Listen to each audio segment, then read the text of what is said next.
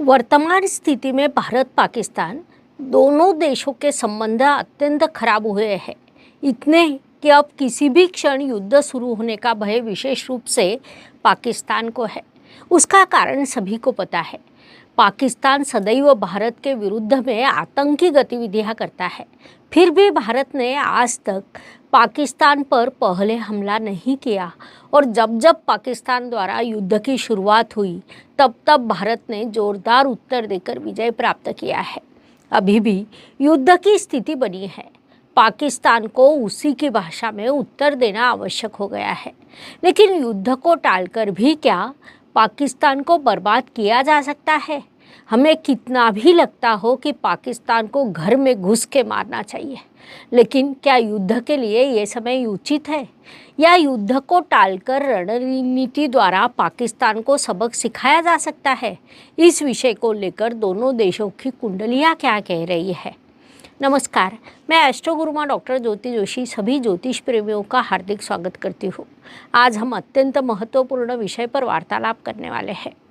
कश्मीर में आतंकियों ने निष्पाप पर्यटकों की जान ली और उसके कारण जो युद्ध की स्थिति निर्माण हुई है, यही मुद्दा आज भारत के लिए अत्यंत महत्वपूर्ण बन गया है।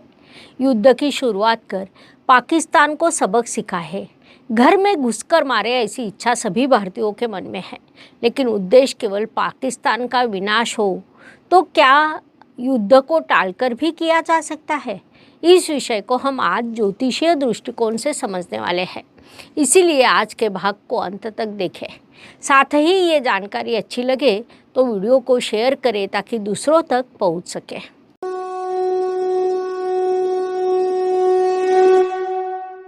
आने वाले समय में पाकिस्तान के टुकड़े होने वाले हैं।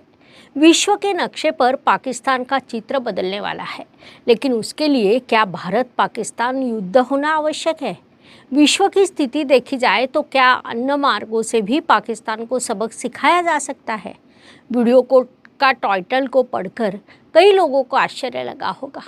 वास्तव में कई लोगों ने टाइटल पढ़कर तुरंत अगला विचार भी कर लिया होगा, लेकिन मैं आपसे कहना चाहती हूँ कि पूरा वीडियो सुनने के बाद किसी विचार तक पहुँचे। युद्ध को टालकर क्या पाकिस्तान को बर्बाद किया जा सकता है? ये विषय दोनों देशों की कुंडलियों को देखकर सामने आया और उस दृष्टि से मैंने कुंडलियों का अध्ययन भी शुरू किया। होता क्या है कि पाकिस्तान को लेकर हमारे मन में बड़े क्रोध, बड़े आक्रोश की भावना है, जो स्वाभाविक भी है। हमें भी पता है कि हम कई दृष्टियों से उनसे अधिक प्रबल है। हमारा देश पाकिस्तान से कई गुना शक्तिशाली है। फिर भी लगातार होने वाली ये घटनाएं हमें क्यों सहे? किसी भी युद्ध नीति में सामने आने वाले वीक पॉइंट और अपनी शक्ति को जब हम पहचानते हैं तब हम उचित दिशा में प्रगति करते हैं। उस अनुसार भारत की तुलना में पाकिस्तान कुछ भी नहीं। वह कभी भी भारत की बराबरी नहीं कर सकता। पाकिस्तान के बड़े वीक पॉइंट हैं। उन्हें अच्छे से पता है कि विनाश सामने खड़ा है। अंतर्गत विवाद बढ़ गए हैं। ग्रीन पाकिस्तान ये उनका मास्टर प्रोजेक्ट है, लेकिन सिंधु नदी का पानी बंद करने के निर्णय से उनके प्रोजेक्ट बड़ा खतरे में है। वे बलूचिस्तान पर कई वर्षों से अन्याय कर रहे हैं। बलूचिस्तान के लोग, युवक समय समय पर गायब हुए हैं। उनका अपहरण किया गया। ऐसे कई कारणों से बलूचिस्तान स्वतंत्रता की लड़ाई लड़ रहा है, जो पाकिस्तान के लिए परेशानी का कारण बना है। साथ ही वे अफगान युद्ध में भी फंस गए। अब भारत द्वारा उठाए गए कदम, इन सभी चीज़ों के कारण पाकिस्तान बड़ा डर गया है। इन सभी चीज़ों के परिणाम स्वरूप पाकिस्तान के बड़े अधिकारी अपने परिवार को विदेश भेज रहे हैं।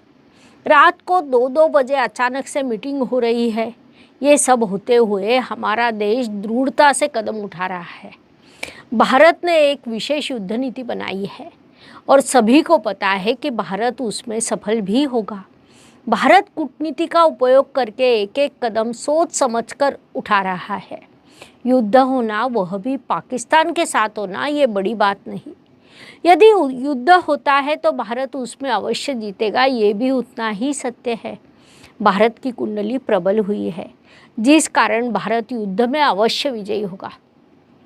लेकिन किसी भी विषय में सफलता प्राप्त करते समय उस सफलता की कीमत क्या है, ये एक बड़ा प्रश्न है। युद्ध होना अर्थात देश का नुकसान होना। हमारा सैन्य बल होता है, वह सैनिक हम में से ही एक होते हैं। साथ ही आर्थिक नुकसान भी होता है, लेकिन सीमा पर लड़ने वाला सैनिक किसी का बेटा, भाई, पति, पिता होता है।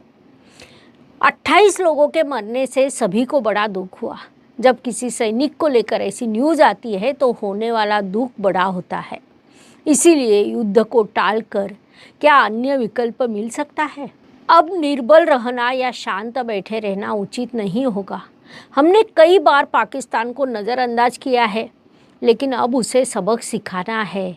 ये मोदी जी ने बार बार कहा है। उस दिशा में उनका कार्य भी शुरू होगा। केवल यहाँ पर क्या स्मार्ट निर्णय लिया जा सकता है, ये प्रश्न है। जब हम दोनों कुंडलियाँ देखते हैं तो भारत की कुंडली पुष्प नक्षत्र की है और पाकिस्तान की कुंडली आद्रा नक्षत्र की है। वास्तव में देखा जाए तो दोनों देश एक ही दिन स्वतंत्र होने वाले थे, लेकिन कुछ कारणों से पाकिस्तान 14 अगस्त को स्वतंत्र हुआ और भारत 15 अगस्त को स्वतंत्र हुआ। उसमें भी पाकिस्तानी अधिकारियों ने जल्दबाजी करते हुए 14 तारीख शुरू होने से आधा घंटा पहले स्वतंत्रता घोषित कर दी, जिस कारण ज्योतिष की दृष्टि से उनकी कुंडली 13 अगस्त रात 23:30 की हुई। उस कुंडली में बड़ा बदलाव हुआ, वह मिथुन राशि की कुंडली बन गई। महत्वपूर्ण बात है कि राशि स्वामी तब शत्रु राशि में था। इसके विरुद्ध भारत की कुंडली कर्क राशि की बनी और तब राशि स्वामी राशि में ही विराजमान था। पाकिस्तान की कुंडली मेष लग्न की है। लग्न शत्रु राशि में अंगारक योग निर्माण करने वाला हर्षल मंगल चंद्रमा का गठबंधन योग है। तो भारत की कुंडली वृषभ लग्न की बनी। राहु लग्न स्थान में विराजमान है, जो भारत को परिश्रम के बल पर सफल होने की दिशा देता है। इसके विरुद्ध पाकिस्तान की कुंडली में राहु कुटुंब स्थान में विराजमान है। ऐसे लोग अपना नुकसान अपने ही हाथों से करते हैं। अपनी उन्नति से अधिक परिवार के लोगों का नुकसान करना, ये उनके कार्य की दिशा होती है। इस स्थिति में हम पाकिस्तान की कुंडली देखते हैं तो पाकिस्तान को शुक्र की महादशा में बुध ग्रह की अंतर्दशा है। भारत की कुंडली में सितंबर तक चंद्रमा की महादशा रहेगी। इसके बाद सेनापति मंगल ग्रह की महादशा शुरू होगी। इस स्थान पर भारत की कूटनीति प्रबल हो सकती है। मोदी जी की कूटनीति प्रबल हो सकती है। वे उचित रणनीति बना सकते हैं। आज कई देश भारत के साथ बिना शर्त के खड़े हैं, जो उचित भी है, लेकिन प्रत्यक्ष युद्ध शुरू होने के बाद कुछ देशों की भूमिकाओं में बदलाव होने की संभावना को नकारा नहीं जा सकता। हम कितने भी प्रबल क्यों न हो, लेकिन युद्ध न करते हुए यदि हमें सफलता मिलती है, युद्ध को टालकर पाकिस्तान का विनाश संभव है, तो वो करना कभी भी उचित रहेगा। प्रधानमंत्री के रूप में जब हम मोदी जी की कुंडली देखते हैं तो वह अत्यंत प्रबल है। उनका वृश्चिक लग्न और वृश्चिक राशि है। इन लोगों के मन की भूमिका कभी किसी को पता नहीं चलती। सभी को संभ्रम में रखकर वे दूसरा ही कार्य करते हैं। उस अनुसार उनका प्लान निश्चित रूप से तैयार होंगे। मोदी जी की यदि उचित रणनीति बनाकर उचित समय पर आक्रमण करने की भूमिका लेते हैं तो वह भारत के लिए अधिक लाभकारी रहेगा। उनके वैचारिक शैली से वह प्रतीत होता है बिना युद्ध के पूरा नहीं, लेकिन कम से कम आधा पाकिस्तान विनाश अवश्य हो सकता है। इसके बाद कहीं न कहीं युद्ध की ओर वे कदम बढ़ा सकते हैं, ऐसी उनकी कुंडली बता रही है। युद्ध न करते हुए पाकिस्तान के टुकड़े करना, ये मोदी सरकार की नीति हो सकती है। संक्षेप में कहा जाए तो युद्ध का निर्णय उचित समय पर उचित पद्धति से लेना आवश्यक है।